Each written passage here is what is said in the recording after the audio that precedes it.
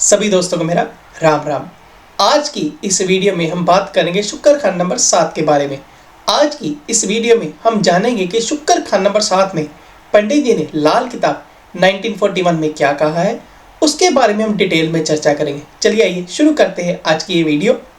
शुक्र खाना नंबर 7 में पंडित जी ने जो आशियाँ ली हैं उसमें लिखा है चरी ज्वार, सफ़ेद गाय, कांसे के आम बर्तन, हर दो मोहब्बत, ग्रह फल का किस्मत को जगाने वाला। दोस्तों, 7वां जो घर है ये शुक्र का अपना घर है, शुक्र की अपनी ज़मीन है। 7वां घर को ग्रस्त की चक्की भी कहते हैं। शुक्र और बुध का घर है, इसे ग्रस्त की चक्की भी कहते हैं। 7वें घर से, जैसे मैंने आपको पहले भी बताया था, चंद्र 7 में भी बताया था खेती की ज़मीन के बारे में, ऐसे ही 7वें घर से खेती की ज़मीन का बहुत लिंक होता है। इसीलिए पंडित जी ने 7वें घर में चरी लिखा है, चरी ज्वार। चरी ज्वार जो है ये एक अनाज है, इसे हम किसी भी सीज़न में उगा सकते हैं। इसे इतनी पानी की भी रिक्वायरमेंट नहीं होती, हर जगह ये ईज़िली उग सकती है। ऐसे व्यक्ति, अब जिसका भी शुक्र 7 है, ऐसे व्यक्ति को चाहिए कि अगर इसे कोई शुक्र की प्रॉब्लम आ रही हो, ये चरी दान दे। इसे एक ये भी कंक्लूजन निकल के आता है कि जो इसकी बीवी होगी वो हर तरह के माहौल में ढलने वाली होगी। जैसे चरी जो है, चरी ज्वार जो फसल है, वो हर तरह के एटमॉस्फेयर में, हर तरह के माहौल में उग जाती है। इसी तरह ही एडजस्ट कर लेती है अपने को। इसी तरह ही शुक्र 7 वाले की पत्नी होती है, वो हर माहौल में अपने आप को डाल लेती है, बहुत ही ज़्यादा एडजस्टिंग नेचर की होती है। आगे पढ़ने ने लिखा है सफ़ेद गाय। शुक्र 7 वाले को चाहिए कि सफ़ेद गाय की सेवा नहीं करनी चाहिए, उसे अवॉइड करना चाहिए।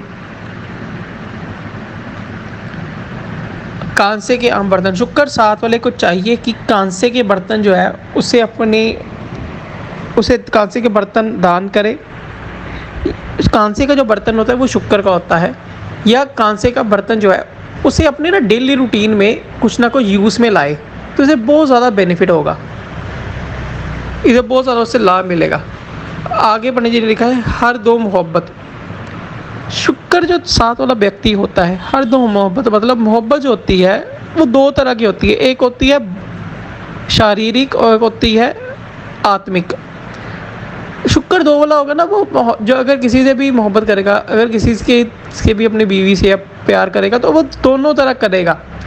एक तो उसे बॉडी से भी अटैच रहेगा और दूसरे नंबर पे दिल से भी बहुत ज़्यादा करेगा। जैसे आत्मा लोगों की टच में होती है दोनों की, शुक्र 7 वाले की ये आदत होगी, इसका ना अपनी बीवी से आत्मिक प्यार बहुत ज़्यादा होगा। दोनों तरह की ये मोहब्बत पूरी करता है। ग्रह फल का मतलब होता है जो भी इसका असर है वो पूरा का पूरा आके ही रहेगा, वो ना पूरा का पूरा असर देगा ही। किस्मत को जगाने वाला, अब शुक्र 7 में बैठा है, एक तो अपने घर में बैठा है, ये किस्मत को जगाने वाला होता है। जब इसकी शादी होगी ना शुक्र 7 वाले की, उसके बाद ये बंदा बहुत ज़्यादा राइज करता है। आगे पंडित जी ने लिखा है शुक्र खाना नंबर 7 में, शुक्र 7 में फल हुआ पर खेती उम्दा हो। शुक्र 7 में फसल हुआ पर खेती उम्दा हो, शायर उम्दा ज़िंदगी और सुख सवारी हो। शुक्र 7वां जो घर है, जैसे मैंने चंद्र 7 में बताया था कि फसल जो है खेती की ज़मीन है, वो 7वां घर है।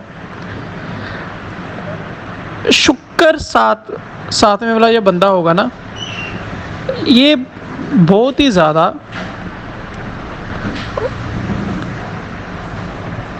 अपनी बीवी को प्यार करने वाला होगा और उसके लिए बहुत ही ज़्यादा केयरिंग होगा। जैसे कोई किसान होता है, केयरिंग होता है अपनी वाइफ के लिए, वैसा ही शुक्र 7 वाला पर्सन होगा, अपनी वाइफ के लिए बहुत ज़्यादा केयरिंग होगा। शुक्र 7वें वाले बंदे को शायरी का शौक़ होगा और इसे सवारी सुख जो है वो भी काफ़ी अच्छा होगा। मतलब इसके पास कार वगैरह भी, कार का सुख भी इसके पास होगा।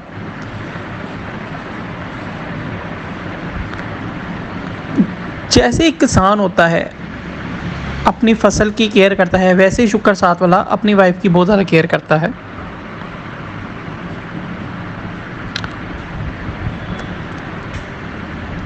आगे बढ़ने लगा, खरबूजे खरबूजा देख खरबूजा पके 1 से 9 या 7 से 11। दोस्तों एक मुहावरा है, खरबूजे को देख के खरबूजा रंग बदलता है या खरबूजे को देख के खरबूजा पकता है। अब शुक्र साथ में बैठा हो, अगर अच्छा हो तो उसके जो है 11वां घर जो है वो भी अच्छा कर देगा, शुक्र साथ में बैठा हुआ। और अगर लगन ठीक हो तो लगन में अगर अच्छे ग्रह बैठे हों तो वो 9वां घर जो है 9वें घर के ग्रह को अच्छा कर देंगे। आगे की जो लाइन लिखी है पंडित जी ने, चोरा टोली इक्को बोली, बुध शनि और शुक्र यारा। ये भी एक मुहावरा है। इसका मतलब ये होता है कि चोरा टोली इक्को बोली, मतलब जैसा बंदा होता है उसको वैसे ही लोग पसंद आते हैं। शुक्र के जो दोस्त हैं बुध शनि, अब टेवे में इसको देखना बहुत ज़रूरी है। शुक्र की देखने के लिए शुक्र अच्छा है बुरा, हमें बुध और शनि को देखना चाहिए। आगे बढ़ी लाइन लिखी है, दुश्मन ग्रह घर इन घरों आवे, जूता पत्थर खूब चलावे, पर शुक्र ना हिम्मत हारे ना खुद वो सबको मारे। अब पंडित जी ने कहा, जैसे पहले बताया है, पहला घर 9वां घर 7वां घर और 11वां घर, अगर इन घरों में शुक्र के जो दुश्मन ग्रह आ जाएं तो फिर वो जो है वो शुक्र को ख़राब करने की कोशिश करेंगे। अगर पहले घर में 7वें घर में 11वें घर में और 9वें घर में अगर शुक्र के दुश्मन ग्रह आ गए तो वो शनि को भी ख़राब कर देंगे। जूता और पत्थर ये शनि की चीज़ है, वो शनि को ख़राब कर देंगे। बट जो शुक्र है वो अपनी पूरी की पूरी ताकत लगाएगा कि वो शनि ख़राब ना हो, चाहे वो उन ग्रहों को जो इसके दुश्मन ग्रह हैं उनको चाहे शुक्र पूरी की पूरी तरह खराब उनका असर करे, बट वो शनि को ख़राब नहीं होने देगा।